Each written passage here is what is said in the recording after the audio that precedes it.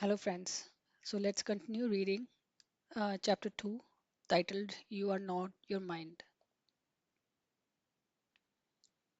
So, this is a whole summary of what we are going to read today. Beyond the mind, finding peace in presence. So, left side of this image shows the egoic cycle of pain, the mind, the ego dominated mind. The right side shows the path to presence.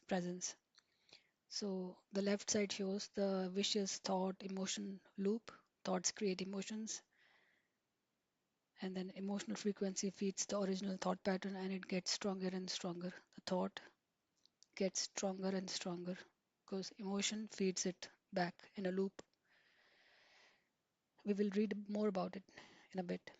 And then it also shows identification as a source of pain. Suffering is inevitable, important as long as your sense of self is derived from your mind. And it shows the pleasure pain polarity. External pleasure is short lived and eventually turns into its opposite, pain. And then it shows a table of mind identified versus state of being. The in mind identified state, we are dependent on external things. Our happiness is dependent on external things. And opposite of it, the state of being is arises, the happiness arises from within. So because it's dependent on external things in mind identified state, we are subject to opposites, love versus hate. One day we are loving something and another day the external changes, so we are hating it. And it's driven by craving and lack.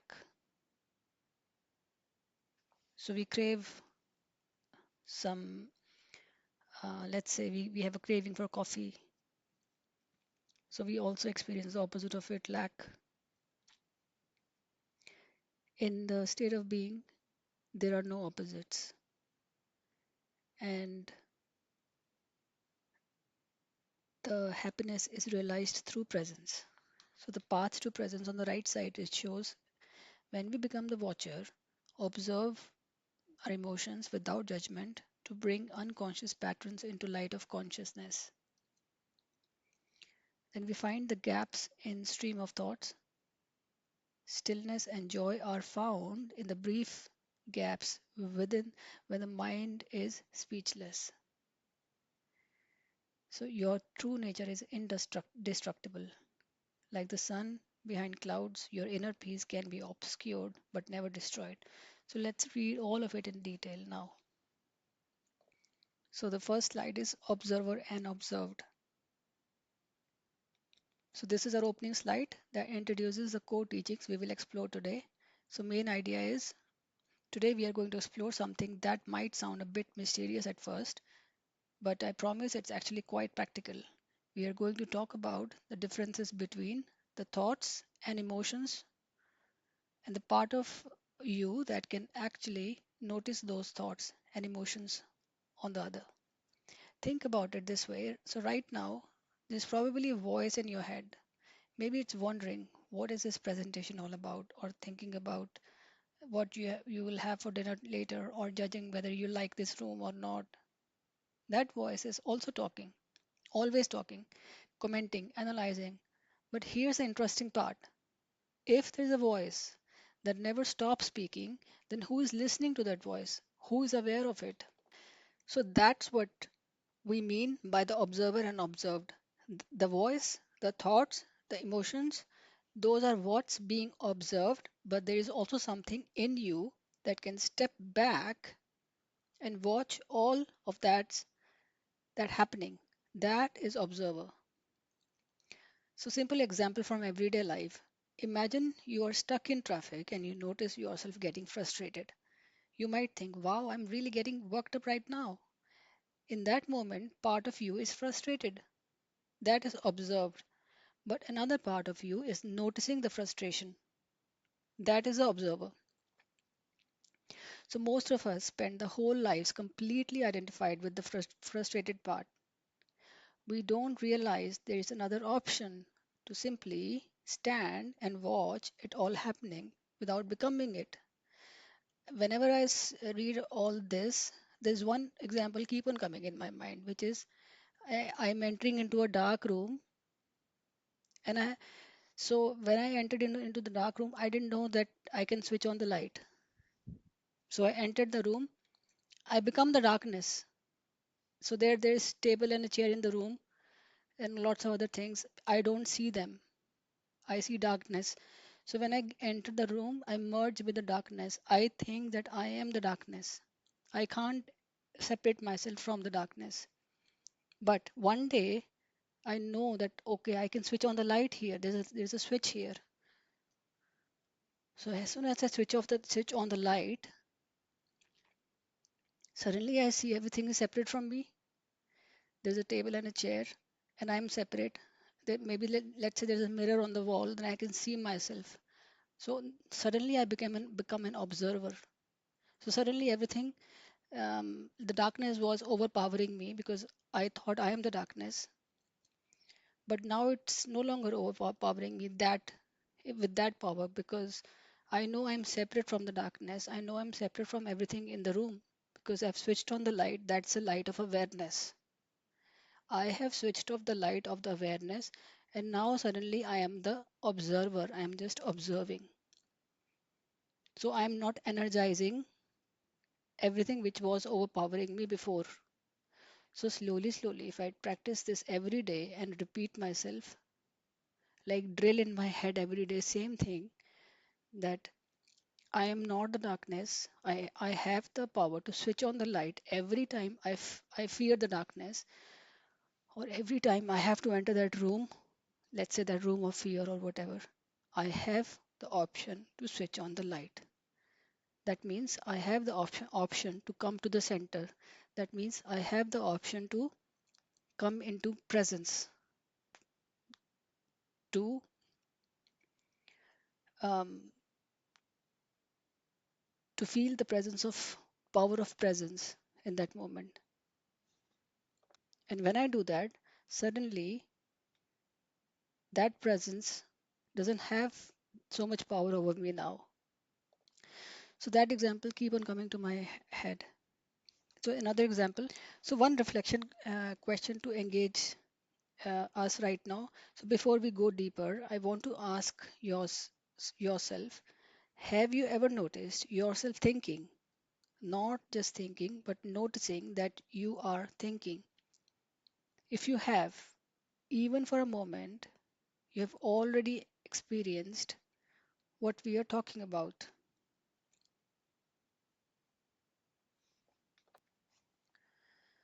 So next slide is the body is a reflection of the mind. So now we will understand how our thoughts create physical sensations in our bodies. So here's something that might surprise you. Your body and your mind aren't as separate as you might think. In fact, your body is constantly giving you feedback about what's happening in your mind, even when you're not consciously aware of it. So let me explain what this means. So when you have a thought, let's say you think that person doesn't like me or I'm not good enough, that thought doesn't just stay in your head, it travels down into your body and creates a physical reaction. Your body responds to your thought. For example, if you think someone is threatening you, your body immediately prepares for danger. Your muscles tenses up, your heart might beat faster, you might feel that tightness in your chest or stomach. That physical sensation we call an emotion, energy in motion. The word emotion actually comes from word meaning disturbance, Latin word meaning disturbance. Your thoughts disturb the stillness of your body, creating what we feel as emotions. So there's energy in the body, and that thought has triggered a disturbance in the pattern of that energy, and we feel it as emotions. Suddenly, the thoughts vibrate more in a disturbed manner in the body. That is called emotion. So now here's the tricky part. Most of us aren't aware of all our thought patterns. We have thoughts running in the background all day long that we don't consciously notice. But even though we can't catch every thought, we can feel the emotions they create in our body. That's why paying attention to your body is so important. It is like a feedback system that tells you what's really going on in your mind. So, simple example, let's say you're going to give a presentation at work. You might not consciously think, I'm terrified, I'll mess this up and everyone will judge me. But suddenly your hands start sweating, your stomach feels tight, your mouth goes dry, your body is reacting to thoughts you might not even realize you're having because you're so habitual to them. So you stop noticing the thoughts, but the body knows. Body never lies. It shows you exactly what your mind is thinking, even when those thoughts are happening beneath the surface, very unconsciously. So here's another example that probably everyone can relate to. You send a text to a friend, they don't respond for hours, and your mind starts spinning. They are mad at me. I did something wrong. So the mind gets into endless loop of thinking, what did I do? Maybe they're mad at me because of that and that. Now watch what happens in your body. Your chest gets tight because the message hasn't come for 6 hours, 7 hours. Usually it comes in 1 hour or half an hour. Not today, it hasn't come in 6 hours. Your stomach feels tight, tense, and uncomfortable. You can't focus on anything else. You keep on going back to those thoughts, trying to analyze what did you do wrong and what might you say if that friend says you something, and all those thinking. You keep checking your phone obsessively, you feel anxious and restless. Now, how once simple thought, they are mad at me, created all the physical disturbance. You don't know for sure they are mad. Maybe their phone died, battery is drained, maybe they are in a meeting, maybe they've just haven't sent you a message yet. But the thought alone was enough to create real physical sensations in your body. That's the mind reflecting in the body. That's how thoughts create emotions. So think about the last time you felt anxious or upset. Can you remember where you felt it in your body? Was it your chest, your stomach, your shoulders? That physical sensation is your body's reflecting your mental state back to you.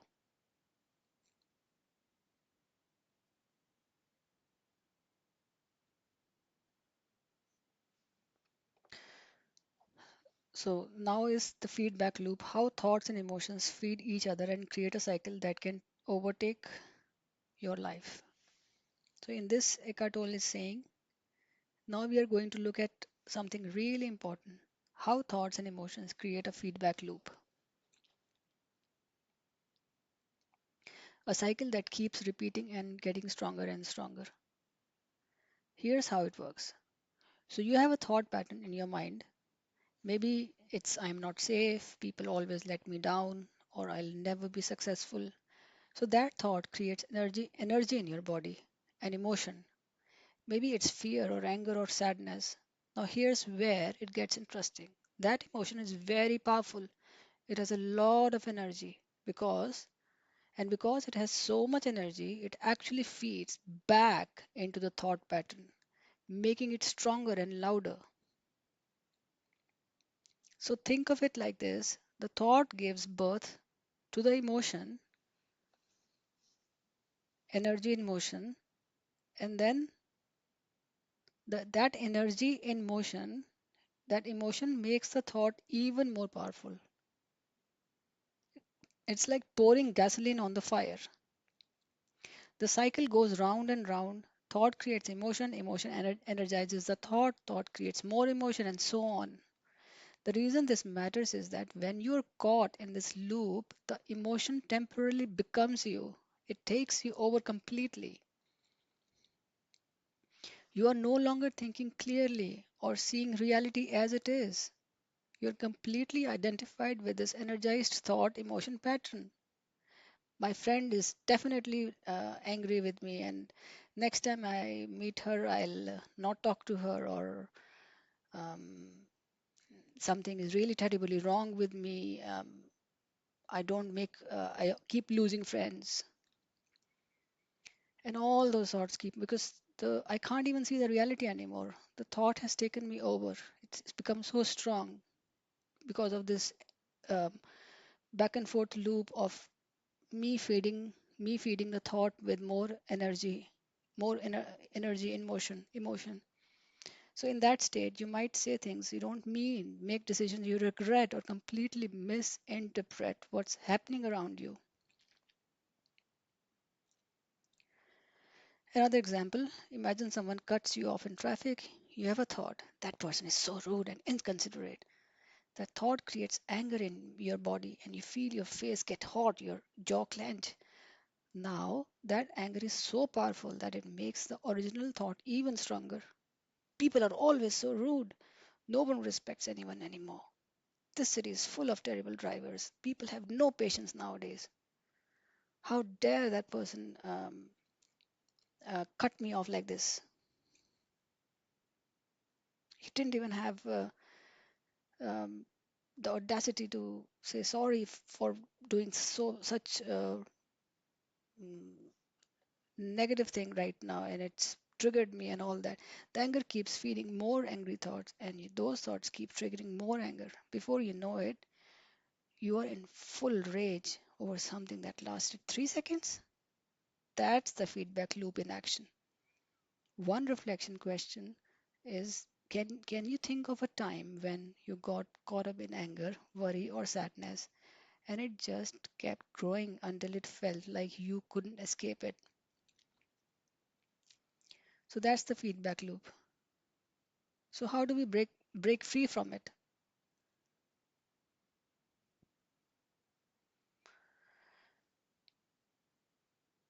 Okay, before that, let's explore 20 most common thought patterns that put us in endless feedback loop again and again. The thoughts keep coming. I'm not good enough. This is probably the most common one. No matter what you achieve, the mind says you should be better, you should be smarter, should be more capable. People will judge me. The constant fear that others are evaluating and criticizing you, which creates anxiety in every social situation. I need to be perfect. The belief that that anything less than perfect is failure, which creates constant stress and disappointment. No one understands me. The feeling of isolation, that you are fundamentally different and alone, which creates sadness and resentment. So, fifth one is, I always mess up things. The pattern of expecting failure, which often becomes self fulfilling and creates shame. Sixth one is, I can't trust anyone. The belief that people will inevitably hurt or betray you, which creates guardedness and prevents real connection. So these are the most common ones that everyone faces now and then. So seventh one is, I'm not safe. A constant underlying anxiety that something bad is about to happen, which creates your body in a state of tension. Eighth is, I'll never succeed. The voice that tells you to give up before you even try and create hopelessness and in inaction. I didn't succeed in the past. I failed that time, and I failed that time, and I failed that time. So I'll never succeed. Ninth is, everyone else has it figured out. The belief that you are uniquely confused or behind, which creates inadequacy and envy. Tenth is, I am too much or I am not enough. Either you're overwhelming to others or you're insufficient. Both create insecurity. 11th, something bad is going to happen. Constant waiting for other um, shoe to drop, which prevents you from relaxing even when things are good. 12th, I should be further along by now. Constant comparison to where you think you should be, creating regret about past and anxiety about future. 13th, I'm a failure. Not just that you have failed at something, but that failure defines your entire identity. Then is I'm unlovable. The deep belief that there is something fundamentally wrong with you that makes you unworthy of love. Then I don't deserve good things. A pattern of self sabotage based on the belief that you are not worthy of happiness or success. Next, I am all alone. Even when surrounded by people, the feeling that no one really sees or cares about me. Life is unfair. A constant resentment about how things should be different, how I'm treated badly, which creates bitterness and victimhood. Next, I can't handle this. The belief that you don't have the resources to deal with challenges, which creates overwhelming and panic. What if I'm wrong? The constant second guessing and doubt about your own perceptions and decisions. I need their approval, making your sense of okayness completely dependent on what others think of you. So, in this slide, um, we will understand that underneath all our specific emotions lies one fundamental feeling. Now, we are going to look at something deeper. We usually talk about emotions as if they are all very different: fear, anger, sadness, jealousy, anxiety, grief. And yes, they do feel different on the surface. But underneath all these specific emotions, there's actually one basic emotional state that they are all variations of. We can call this fundamental state pain. So let me explain what I mean. This pain isn't just sadness or suffering in the way we usually use those words. It's more like continuous sense of something being wrong, something missing, something incomplete. It's a feeling of threat or abandonment, not being whole. It's deep sense that I'm not okay as I am. This pain has been with humans for a very long time. It began when we lost our sense of connection to something bigger than ourselves, when we became trapped in the world of thinking and lost touch with our deeper nature. So, Buddha, for example, said that this pain comes from craving and desire, from always seeking something outside ourselves to make us feel complete. The important thing to understand is that while fear, anger, or grief might seem like separate problems to solve, they're all really just different phases of this one underlying pain. And that pain is connected to believing we are nothing but our minds. That voice in our head is all we are. So, simple example again. Think about how many different things can trigger you during a day. Maybe someone ignores your text message and you feel anxious. So, same example again. Then you see someone on social media who seems more successful than you and you feel inadequate. Then you remember an embarrassing moment from years ago and you feel shame. There's all these all seem like completely different emotional experiences, but look more closely. In each case, there's that same underlying feeling of something is wrong with me and I'm not enough or I'm not safe. That's the undifferentiated pain showing up in different costumes.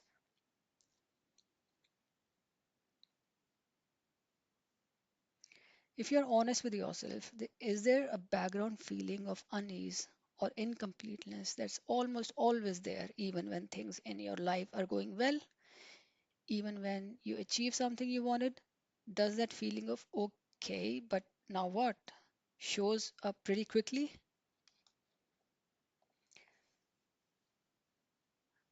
So, why thinking more can't solve the problem of pain and actually makes it worse?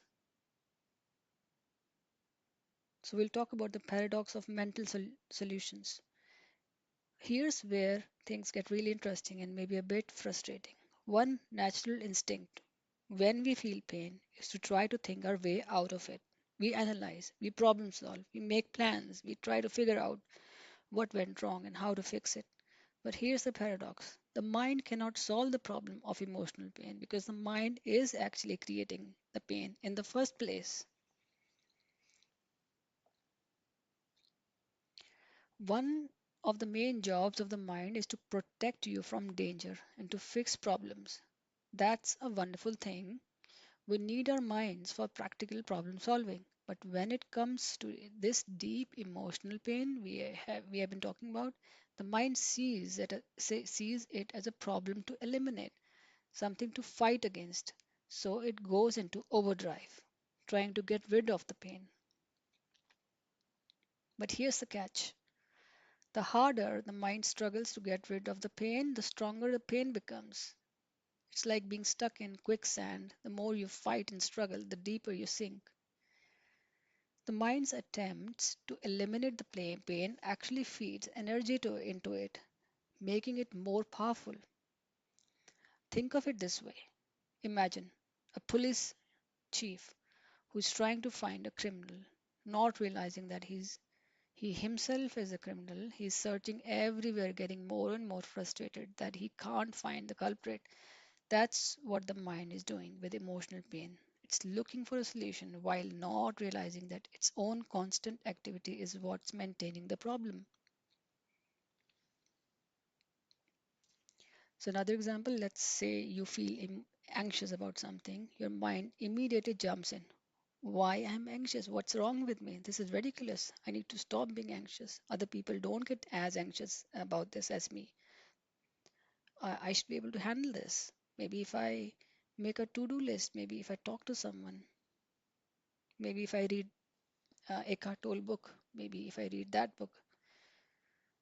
So, and the more your mind churns with all these thoughts, the more anxious it becomes.